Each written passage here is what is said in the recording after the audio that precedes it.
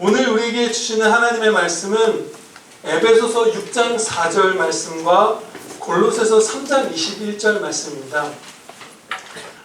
주보에 있는 에베소서 6장 4절 신약성경 317페이지부터 제가 골로새서 3장 21절까지 봉독하겠습니다. 또 아비들아 너희 자녀를 노엽게 하지 말고 오직 주의 교훈과 훈계로 양육하라. 아비들아 너희 자녀를 노엽게 하지 말지니 낙심할까 함이라. 아멘. 본문 말씀 에베소서 6장 4절 그리고 골로새서 3장 21절 말씀 부모에게 주신 영광된 임무라는 제목으로 선포하도록 하겠습니다. 본문 말씀은요, 우리가 이 말씀에 담긴 부모를 향한 이 은혜를 생각해 볼 때 그것을 자각하는 그때에는 항상 참 너무 감격스러운 그런 은혜의 말씀이에요. 예수님을 믿지 않는 분들조차도 배에 아기가 있을 때 특히 아빠들 같은 경우는 실감이 안 되죠. 근데 저도 그랬어요. 예수님 믿는 사람이어도 나와서 안아보니까 좀 알겠더라고요. 근데 그래도 자녀를 이렇게 키워본 부모들은 세상 분들도 정말로 이게 얼마나 복되고 사람이 누릴 수 있는 최고의 복이고 기쁨인지 알아서 감격하고 힘들어도 다시 돌아가도 난 너를 낳을 거다라고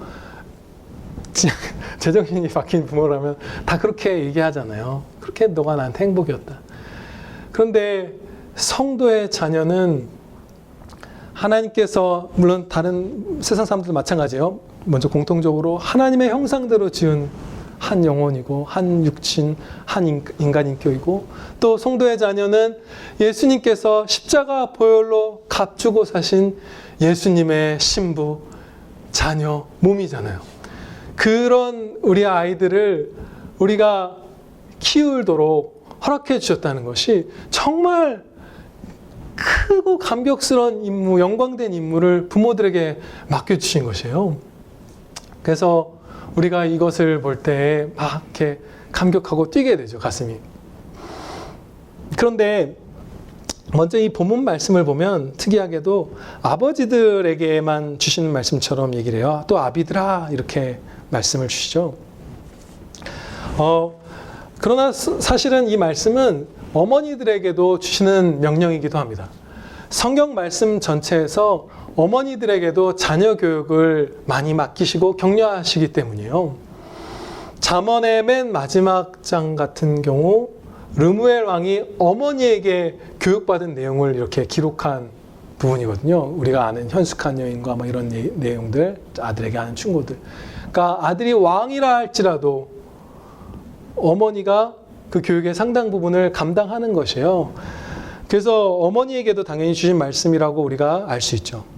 그럼에도 불구하고 아버지들아 라고 하나님께서 두 본문에서 동일하게 말씀하신 이유는 구약 성경에서도 그렇고 이 신약에서도 일관되게 자녀들의 신앙의 책임을 우선적으로 그 가장에게 이렇게 주고 계시기 때문이에요.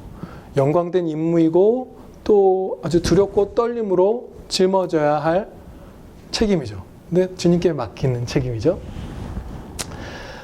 그리고 언뜻 생각하면 자녀 교육에 있어서 어머니의 영향이 아주 지배적일 것이라고 우리가 생각할 수 있지만 사실은 꼭 그렇지만 않습니다. 오히려 아버지의 영향이 더 클 수도 있어요. 우리가 계량해 보기는 어렵지만 왜냐하면 아버지들이 자녀에게 직접 영향을 끼치는 것뿐만 아니라 아내의 머리로서 아내의 신앙에도 아주 크게 영향을 끼치잖아요. 그래서 직접 자녀에게 간접적으로 아내를 통해서 자녀를 교육하는 것들을 생각해 보면 아버지들의 영향력이 의외로 자녀 교육에 있어서 굉장한 비중을 차지할 수도 있겠다라는 것을 우리가 알 수 있습니다. 이런 상황들을 다 고려해서요. 1차적으로는 아버지들에게 주셨지만 어머니를 포함한 부모님들에게 주신 말씀으로서 본문 말씀을 배우도록 하겠습니다. 오늘 이 두 절의 본문 말씀은요, 정말 대부분의 성도가 좀 실제적인 의미보다 좁게 생각했던 말씀이에요. 우리는 주로 다음과 같이 생각했습니다. 부모가 자녀를 훈계할 때 너무 이렇게 과중하게 막 엄격하게 해서 자녀를 속상하게 너무 노엽게 하지 말아라. 이런 말씀으로 주로 생각했던 것이에요. 어떤 자녀 훈계의 한 특정한 상황으로 한정을 지었던 것이고 너무 엄격한 것들 이런 것들에만 경계를 했던 것이죠. 또 여기 나오는 자녀의 노여움이 부모를 향한 것 혹은 그 상황에서 뿜어내는 분노 이런 것들에만 집중했던 부분이 있어요. 그런데 이 말씀은 그보다 훨씬 더 깊고 넓고 더 많은 은혜를 주는 진리의 말씀입니다. 먼저 전체 맥락에서 그 넓은 의미를 확인하도록 할게요. 본문 말씀이 이제 기록되어 있는 이 말씀 맥락을 보면 이제 세 가지의 사람의 중요한 관계들에 대한 지침을 주고 계시는 것이에요. 아내와 남편, 자녀와 부모, 종과 상전. 그런데 이제 여기 오늘의 부모라는 이제 부류의 사람들 빼면 5개의 부류의 사람들이 남죠. 이제 세 쌍의 관계니까. 그렇죠? 근데 이 5부류에 남은 사람들, 아내, 남편, 자녀, 종, 상전, 이 모든 부류의 사람들에게 주시는 명령들의 특징을 보면 그 관계 안에서 상대방에 대한 삶의 전반을 다 아우르는 명령을 주고 계시는 것을 볼 수 있어요. 예를 들면 아내에게는 남편에게 이렇게 뭐 복종하고 이런 것들, 또 남편들은 예수님께서 아내를 사랑하신 것 같이 아내를 사랑하라. 부부 사이는 교회와 그리스도의 관계를 나타내는 것이다. 그야말로 삶 전체에 대한 명령을 이 에베소서 앞에 5장 22절부터 쭉 주고 계시잖아요. 33절까지 길게. 그리고 자녀들에게 주시는 명령에서도 부모를 향한 순종과 주님 안에서의 순종과 공경, 부모에 대한 공경과 순종은 부모 앞에서나 뒤에서나 마음에서나 행실에서나 모든 일에서 다 적용되는 그런 명령이잖아요. 마찬가지로 오늘 아비들아 하시면서 부모님들에게 주시는 이 명령도 어떤 훈육이나 이런 특정한 상황만이 아니라 부모가 자녀에게 영향을 끼치는 모든 상황들에 대한 명령이라는 것을 우리가 짐작할 수 있습니다. 네. 그리고 다음으로 이 본문 말씀 자체 안에서 그 명확한 가르침을 보도록 하겠습니다. 먼저 양육하라 이렇게 명하시는데 양육이란 사실 모든 상황을 다 포함하는 말씀이죠. 자녀 양육이라 하면 꼭 직접 대면하는 어떤 민감한 교훈의 순간만이 아니라 모든 삶에 본 그 가족의 그 방식, 삶의 방식 뭐 이런 것들을 다 뜻하는 거잖아요. 그리고 자녀를 노엽게 하지 말라고 할 때 그 상황을 특정 지어주고 계시지 않아요. 야, 어떤 방식으로든 어떤 상황에서든 자녀를 악하게 노엽게 하지 말라 이 말씀이에요.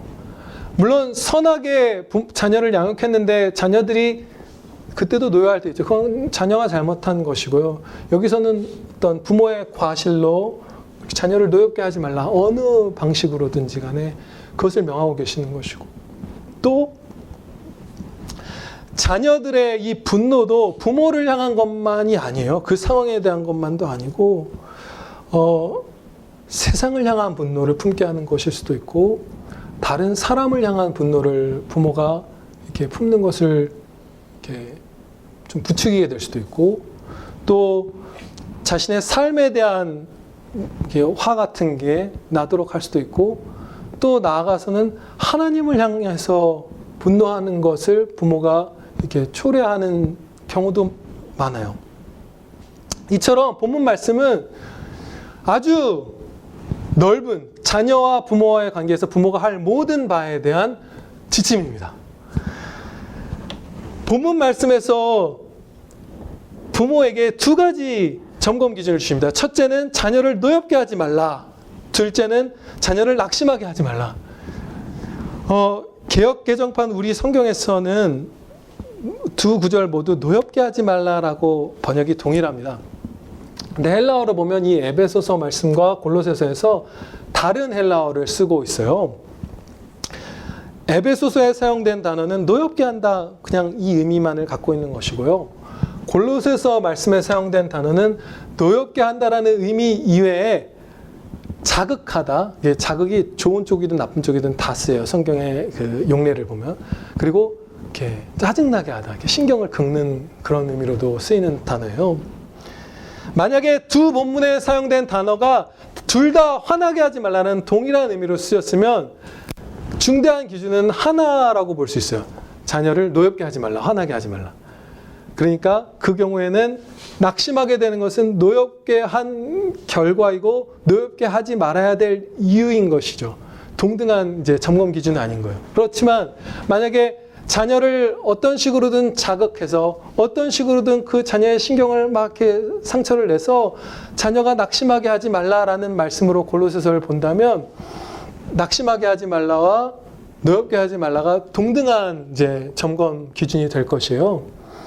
그리고 이게 동등한 점검 기준이 아니라 종속되는 의미로서 낙심하지 말라가 쓰였어도 거의 동등하게 이 두 가지 기준을 갖고 우리가 사용하는 것이 유익합니다. 왜냐? 자녀를 노엽게 했는지 우리가 우리의 어리석음 때문에 파악을 못했을 때에도 자녀가 낙심한 것을 통해서 내가 노엽게 했을까? 노여움 가운데 낙심하게 한 걸까? 자포자기 하게 만든 걸까? 그런 것들을 점검할 수 있잖아요. 그래서 이 모든 상황을 고려해서 우리에게 주시는 이 두 가지 기준을 동등한 위치에 놓고 자녀를 노엽게 하지 말고 낙심하게 하지 말 것을 살펴보도록 하겠습니다.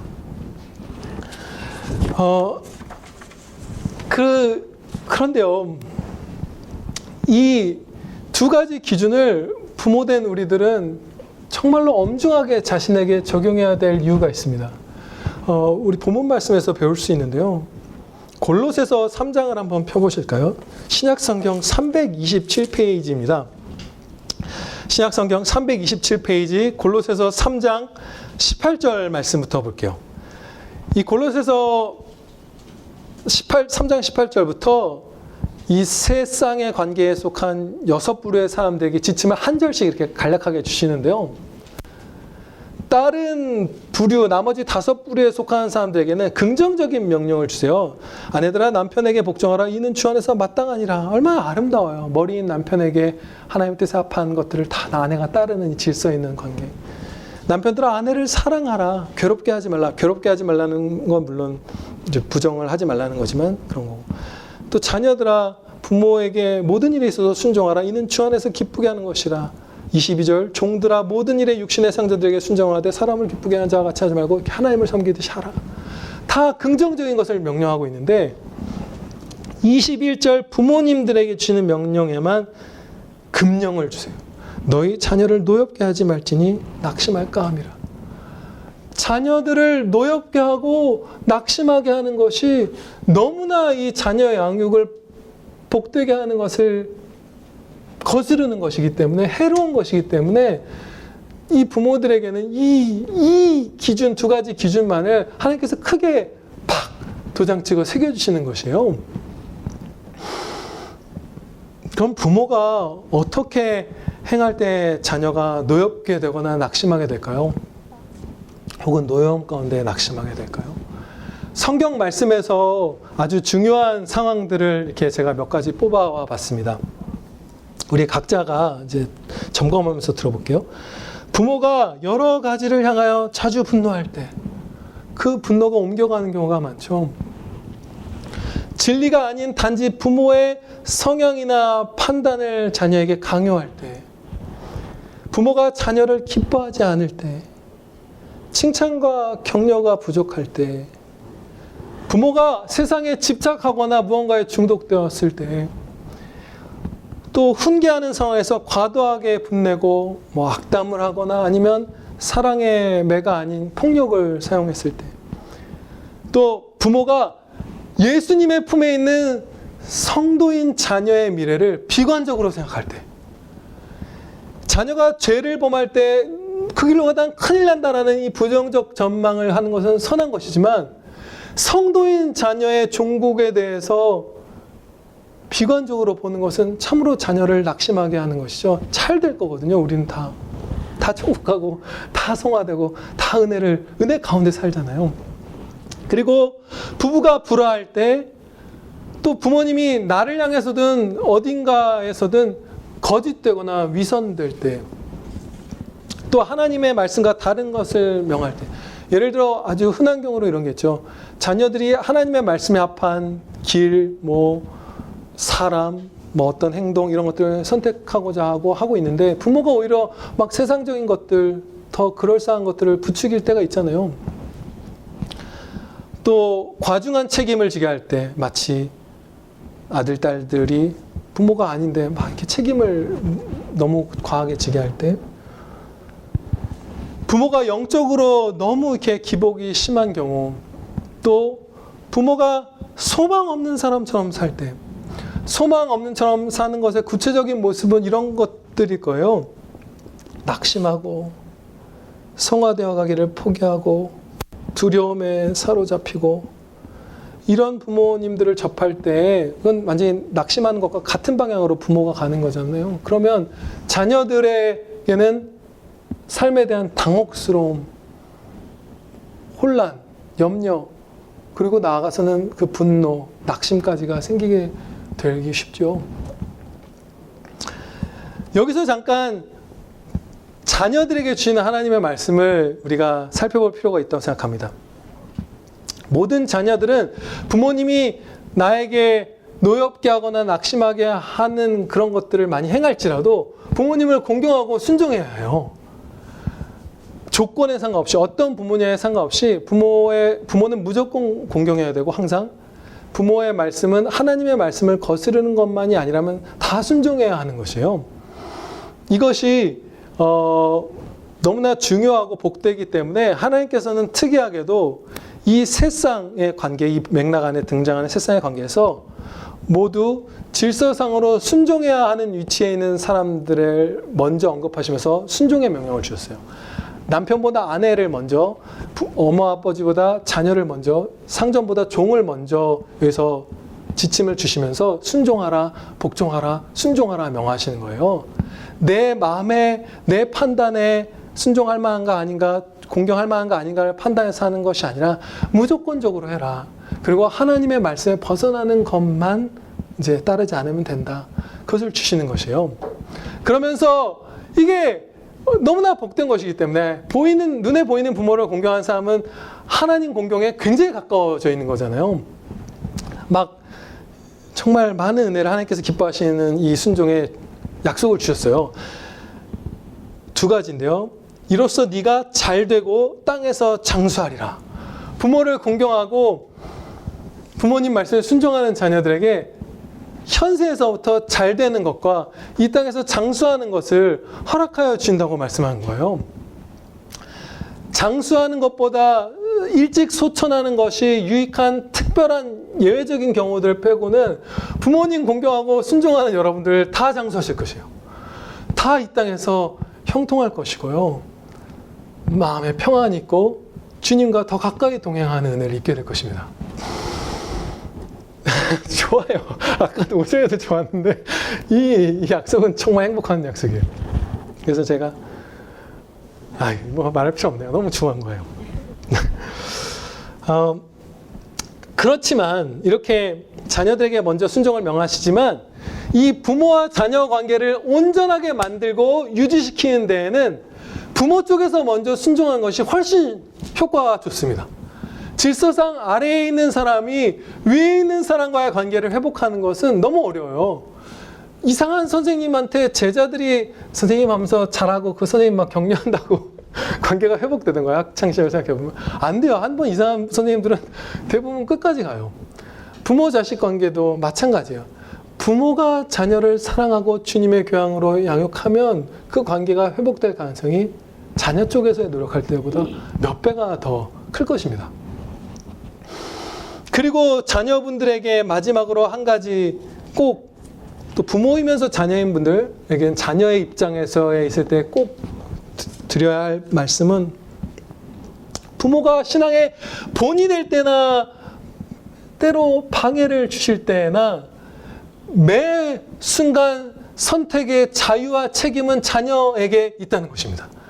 자녀 자신의 신앙은 자신의 신앙으로서 그 순종과 불순종에 대한 하나님의 그 판단을 받게 될 것이고, 물론 정상 참작을 해주세요. 하나님께서는 자비하셔서. 그렇지만 가장 궁극적으로는 본인의 신앙이기 때문에 부모님이 어떻게 하더라도 항상 하나님 경외하시면서 복된 삶을 사시기를 축원합니다.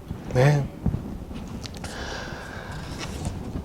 다시 부모님들에게 주신 하나님의 말씀 돌아와서 두 가지로 적용하고 마치도록 하겠습니다. 첫째로요, 첫 번째 적용은 부모님들은 지속적으로 성화를 이루어 가셔야 합니다. 이게 자녀가 노엽지 않고 낙심하지 않도록 하는 엄청난 도움이 됩니다. 그 근거의 말씀을 요한일서 3장 2절 3절에서 제가 이제 봉독하겠습니다. 그가 나타나시면 우리와 같을 줄을 아는 것은 그의 참모습 그대로 볼 것이기 때문이니 주를 향하여 이 소망을 가진 자마다 그의 깨끗하심과 같이 자기를 깨끗하게 하느니라. 이 말씀의 뜻은요, 장차 예수님이 재림하실 때 예수님을 대면하여 우리가 보잖아요. 그 소망을 가진 사람은 자기를 깨끗하게 하는 그 성화의 걸음을 전진한다는 말씀이에요. 다르게 표현하면 신랑이신 예수님을 이제 만나서 혼인잔치를 할 날을 우리가 기다리잖아요. 그러면 신부인 자기를 우리가 웨딩 사진 찍기 전에 다 다이어트 하듯이 옷매무새를 다 가다듬고 삶을 정결하게 준비하듯이, 기도하고 준비하듯이 예수님, 영원한 신랑이신 예수님 만날 준비를 신부인 우리 한 사람 한 사람이 한다는 뜻이에요. 그런데 먼저 잠깐 다 함께 두려운 부분을 살펴보겠습니다. 만약에 우리가 성화를 멈췄거나 혹은 후퇴하고 있다면 예수님을 만날 소망이 없다고 온 삶으로 부모가 자녀에게 외치는 것이에요. 그것과 완전히 동일하다고 이 말씀은 가르쳐 주시는 거예요. 성화를 멈추었거나 퇴보하고 있는 것은 예수님 만날 생각이 없는 부모, 예수님 안 만날 거라고 그 소망이 없다고 성도임에도 불구하고 자녀에게 삶으로 다 외치는 것이에요. 하지만 아직 부모된 우리의 성품에 부족한 것이 많더라도 계속해서 성화를 이뤄가면 소망이 있어서 부모를 통해서 우리가 뭐가 되는 게 아니라 부모님의 소망이고 나의 소망이기도 한 예수님을 바라보게 되기 때문에 부족한 부모 밑에서도 그 자녀들은 쭉쭉 은혜를 입습니다. 그리고 부모에게 오래도록 또 크게 자녀에게 잘못한 일들이 있는 경우도 많죠. 그런 경우라 할지라도 자녀에게 겸손과 진실함으로 먼저 용서를 구하고 성화의 모습을 보여주면 그때도 마찬가지로 자녀는 예수님 보면서 노여움에서 벗어나고 예수님 보면서 부모 이해하고 사랑하고 힘을 얻게 됩니다. 저도 당연히 이런 것들 경험이 있는데요. 이제 목사님하고 사모님이 이렇게 노년으로 접어드시면서 이제 계속 육체의 장막이 무너져 가잖아요. 그런데 이제 성화의 이제 모습을 이제 성화의 노력을 하는 걸 보면서 제가 크게 의식하거나 자각하지 못하는 상태에서도 물론 담대함을 얻을 거라고 생각을 해요. 그런 걸 이렇게 가끔 생각해 보거든요. 그런데 아주 구체적으로 느껴질 만큼 힘을 얻기도 해요. 예를 들면 가끔 사망에 대한 공포 같은 것들, 그런 것들이 저에게 틈을 탔을 때 아버지 어머니가 사망으로 가까이 가면서도 예수님 만나뵐 소망 가운데 자신을 단장하는 그 모습, 반석이신 주님에 대한 그 소망을 부모님을 통해서 밝게 비추임 받기 때문에 그 공포가 부모님 생각하다 사라지기도 하고요. 또 육신의 장막이 허물어져 가는 게 가끔 두려울 때가 있어요. 여러분들도 대부분 많이 그러시죠. 막 못 걷고 못 듣고 못 보고 막 너무 아프고 이러면 어떠지? 막 제일 저는 두려운 게 막 애들 못 볼까 봐 시력이 나빠져. 눈 엄청 나쁘거든요. 그런데 그런 것들도 순간 틈을 타죠. 마귀들도 찌르죠. 그러나 노년에도 계속해서 성화의 걸음을, 소망을 주님이 공급하셔서 가는 부모님들을 보고 생각하면서, 생각할 필요는 없어요. 어떻게 보면 그 본의 장점은 그런 거죠. 바로 오는 거예요. 그 가운데 나도 그 나이에는 그때에 필요한 은혜를 주셔서 극복하게 해주실 것이다 라는 소망을 회복합니다. 그래서 부모가 성화를 꾸준히 이뤄가는 것은 자녀를 둘러싼 온 세상을 훨씬 더 밝게 해주는 것보다도 더 큰 은혜입니다. 예수님을 더 쉽게 만나게 해주는 것이기 때문에. 두 번째 적용은요, 부모들은 하나님을 경외해야 합니다. 여기에 자녀들을 위한 약속이 붙어 있기 때문에 더욱 그래요. 자녀를 생각할 때. 잠언 14장 26절의 약속의 말씀입니다.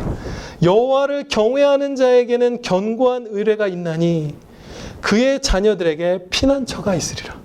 아멘. 이 말씀을 좀 약간 풀어서 설명해 드리면요. 하나님을 경외하는 성도에게 하나님을 향한 강한 신뢰와 의지를 먼저 주시는 것이에요. 그리고 나서 하나의 더 은혜를 주시기를 자녀들에게 특별한 피난처를 하나님께서 제공해 주십니다. 먼저 우리는 스스로를 점검해야 돼요. 하나님을 향한 강한 신뢰와 의지함이 없다면 그것의 증거는 뭐 염려로 나타날 수도 있고 하나님의 길로 나아가는 것보다 내 판단대로 나아가는 게 더 나에게 행복일 거라 생각해서 내 뜻대로 가는 모습일 수도 있고 이런 거죠. 그런 모습이 드러난다면 우리가 하나님을 경외하지 않는 것이라는 결론에 도달하게 돼요. 그리고 불경건한 부모의 자녀들은 하나님의 긍휼을 정말로 훨씬 더 적게 받잖아요. 부모의 그 악습도 자녀가 그대로 본을 받는 것을 대부분 허락하심으로써 그 가족들을, 그 부모를 다 같이 특별한 자비를 이렇게 베풀어 주지 않잖아요. 다만 하나님을 경외하는 사람들에게는 나의 단점들도요, 이런 것 같아요. 제가 나중에 혹시 성경 말씀에서 정확한 근거 구절들을 찾으면 설명해 드릴게요. 그런데 그냥 관찰로서 여러분들 그냥 생각을 해보세요. 나누면 부모님이 자녀 아주 불경건하게 사는 성도 혹은 밖에 퇴보하거나 지체하거나 이런 성도들일 경우 부모의 단점을 자녀들이 거의 한 90% 이상 따라가는 것 같아요. 거의 비슷한 모습으로 불경건으로 나아가요. 그런데 부모가 계속해서 성화를 이루고 그래도 하나님을 계속해서 경외하고 의지하고 하는 집들은 부모가 가진 특성과 다른 자녀의 그 막 아름다운 것들이 막 피어나는 것 같아요. 나쁜 것은 그대로 물려받고 좋은 것은 좋은 것대로 받지만 막 이렇게 퍼져나가는 것과 같은 모습을 보거든요. 근데 성경에서 보아도 분명히 악한 것을 그대로 닮아요. 그런데 하나님을 경외하는 자들에게는 그런 것들에서도 제하여 주시고 이 자녀들이 어떤 환난, 어떤 시험, 어떤 유혹, 어떤 마귀의 공격이 있더라도 예수님에게로 쉽게 돌아오도록 그 피난처를 마련해 주십니다. 마지막으로 시편 113편에 아주 그 행복한 사실, 부모가 얼마나 행복한 사람들인가 그 말씀에서 살펴보고 마칠게요. 113편은요, 짧아요. 9절까지밖에 없는 시편인데 제 기억에 하나님의 한없는 영광과 은총을 막 찬양하는 그런 시편이에요. 그 막 거대한 찬양의 대미를 이렇게 장식합니다. 맨 마지막 절이요. 제일 큰 은혜가 이거다라고 하듯이 막 선언하는 거예요. 또 임신하지 못하던 여자를 집에 살게 하사 자녀들을 즐겁게 하는 어머니가 되게 하시는도다. 할렐루야. 하나님께서는 부모들이 자녀를 즐겁게 할 수 있게 해주십니다. 더 구체적으로는 하나님을 즐거워하는 즐거움을 자녀들에게 주는 축복의 통로로 우리를 사용해 주십니다. 네, 기도드리시겠습니다. 하나님 아버지, 저희가 오늘 주신 이 에베소서와 콜로새서의 본문 말씀을 깊이 묵상하고 새기고 따르게 하여 주시옵소서. 저희의 모든 삶의 생각과 언행으로서 자녀들을 노엽게 하지 않을 수 있게 해주시옵소서. 자녀들을 낙심하는 것을 부추기지 않게 하여 주시옵소서. 오히려 내 안에도 죄악이 있고 원수들은 우는 사자처럼 돌아다니는 이 험난한 세상 가운데에서도, 이 부패한 세상 가운데에서도 주님 품에 안겨 주님을 즐거워하는 그 즐거움을 물려주는 복된 성도들 다 되게 하여 주시옵소서. 우리 구주 예수 그리스도의 이름으로 기도하렵나이다. 아멘.